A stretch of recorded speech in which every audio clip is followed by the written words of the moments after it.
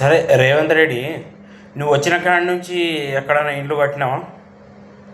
సరే, ఎక్కడైనా ఇల్లు కట్టినావు? కేసీఆర్ కట్టిన ఇండ్లే ఇప్పుడు నువ్వు ఇచ్చినావు. కేసీఆర్ అన్న 1,00,000 బెడ్రూమ్లు కట్టిండు, 1,00,000 బెడ్రూమ్స్ కట్టిండు, డబల్ బెడ్రూమ్స్. కనీసం నువ్వు వచ్చిన కాడి నుంచి అదే పని చేసేది ఉండే. ఫస్ట్ బెడ్రూమ్లు కట్టడం, మేము హామీలు, డబల్ బెడ్రూమ్స్ హామీలు ఇచ్చిన హామీలు, నువ్వు ఇండ్లు కట్టేసి ఇప్పుడు నువ్వు ఖమ్మంలో ఇండ్లు ఇరగొట్టినావు. పక్కకి ఫస్ట్ డబల్ బెడ్రూమ్స్ కట్టేది ఉండే, నువ్వు రాగానే కట్టేది ఉండే, స్టార్ట్ చేసేది ఉండే పని. ఇప్పుడు స్టార్ట్ చేసిన సంవత్సరం లోపల పని అయిపోతుంది. స్టార్ట్ చేసుకో. కాంట్రాక్ట్ వాళ్ళకి ఎక్కువ ఎక్కువ జనాలకు పిలిచి ఇచ్చేస్తే నీకు సంవత్సరం లోపల పని అయిపోతుంది.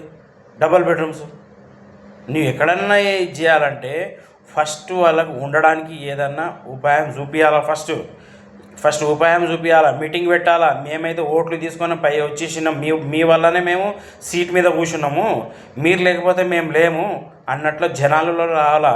అధికారం దొరికేసిందని ఎట్లా పడితే అట్లా చెప్పడము, ఎవరైనా చెప్తే మళ్ళీ వాళ్ళ మీద అరవడము అది చెయ్యొద్దు.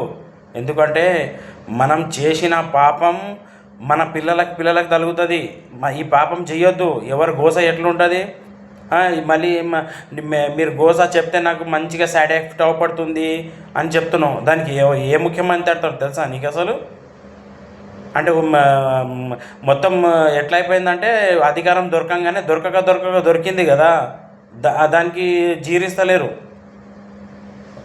దాని గురించి ఇంతకుముందు చెప్పిన ఒక వీడియోలో ఫస్ట్ కేసీఆర్ దగ్గర వెళ్ళి మీరు ట్యూషన్ తీసుకోండి అని చెప్పాను. దేని గురించి? ఎందుకంటే చిన్న చూసి పెద్దది చూస్తే అట్లే అవుతుంది మనుషులకు. సరేనా?